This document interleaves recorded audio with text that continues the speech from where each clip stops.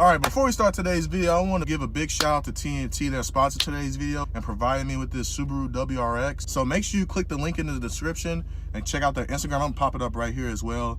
And if you want to join them, just send them a DM. Shout out to TNT Car Club.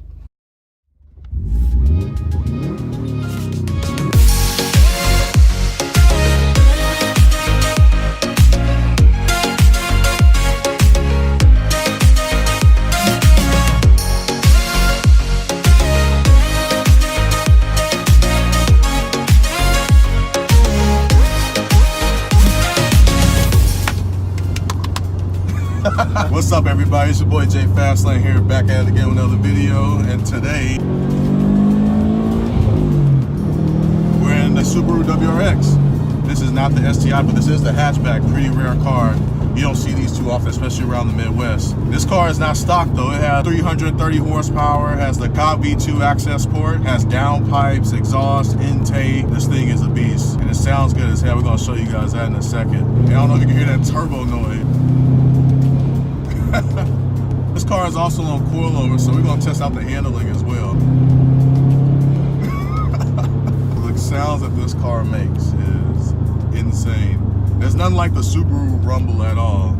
330 horsepower actually kind of feels faster than that. It's not the fastest thing in the world. It gets up and goes. It's very quick, especially through first and second gear. A few months back, I reviewed the Focus RS.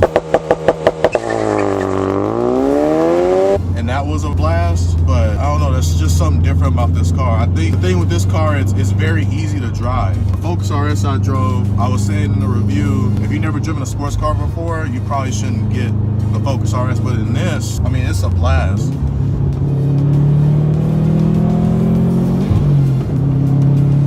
And then the sounds that this car makes, you just can't beat the four-banger Subaru Rumble. This car has the Boxer 2.4 liter turbo motor. I mean, it's quick, it gets up and goes, it sounds amazing. Going through our first turn, and it's just flat. Okay, we'll slow up right here actually. We'll do a roll and start. All right, here we go.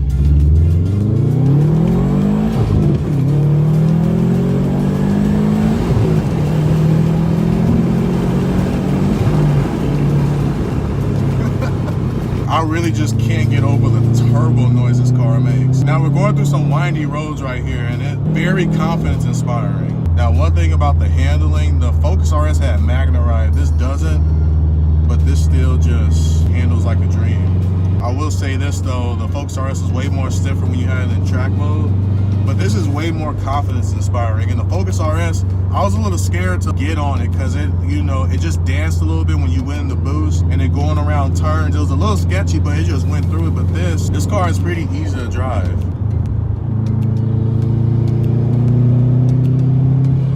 We're coming up on our first big turn. Brakes are pretty solid as well.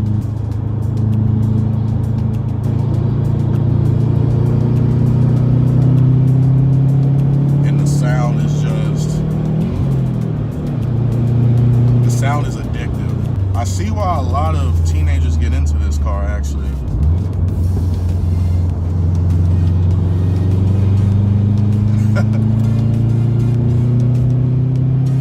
You know, I see why a lot of teenagers start off with this car first, because they're going for good deals right now. They're really easy to drive. They're pretty easy to mod too. The Focus RS, man, that car was just kind of a handful of control. This is honestly a breeze, and it's quick enough and it's not too fast. First through second, it just rips.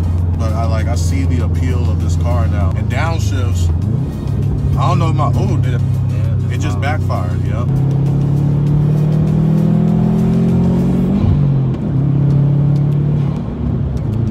I hope y'all can hear the turbo noises, man. This car sounds amazing. How about another turn, downshift? I don't know if my downshift has improved or this car is just that easy to downshift.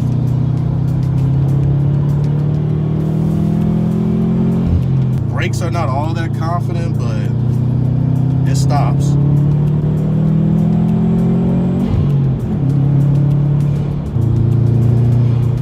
Can y'all hear this? Like, like the turbo noises, man. Golly. Traction control kicked in on that one.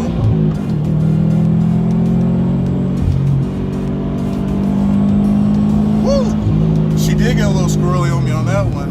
I was holding on for dear life for that one.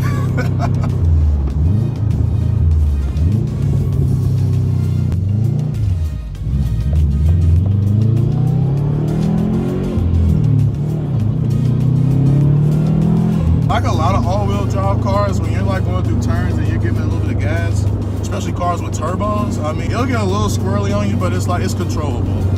But that RS, man, that car was sketchy. That car was very sketchy. This is very doable. If you want your first sports car, I do recommend this. It's quick. Once you get past like 80, it doesn't pull that hard. It's a rally car. All the gears are pretty short. One thing I would say about Subarus in general is you do have to be careful with how you mod them, because these motors are fragile. Even the BRZ and the FRSs, guys who turboed those cars 2 years later, they're starting to have failures. So even like basic tunes, you're at risk with the motor, especially when it gets out of warranty. Keep that in mind, you know, when you're buying this car and you're wanting to mod it, just make sure you have money ready for if the motor blows, because you really don't know. Even the guys at Cobb, they do a great job, but it's a hit or miss, you know, with these Subaru motors. Also, the clutch is a little different too. Like, it grabs all the way at the bottom. Let me downshift. Y'all hear this?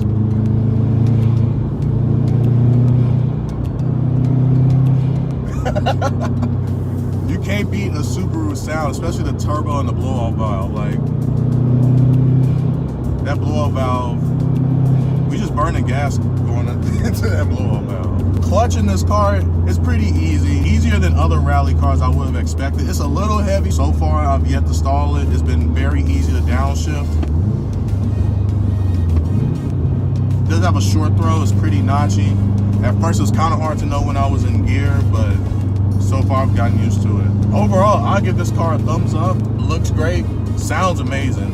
One of the best four bangers I've ever heard, in my personal opinion. I don't know why EcoBoost doesn't sound like this. Maybe it's because this is a Boxer motor. I want to thank you guys for watching today's video. I think we're going to end it right here, and I'll catch you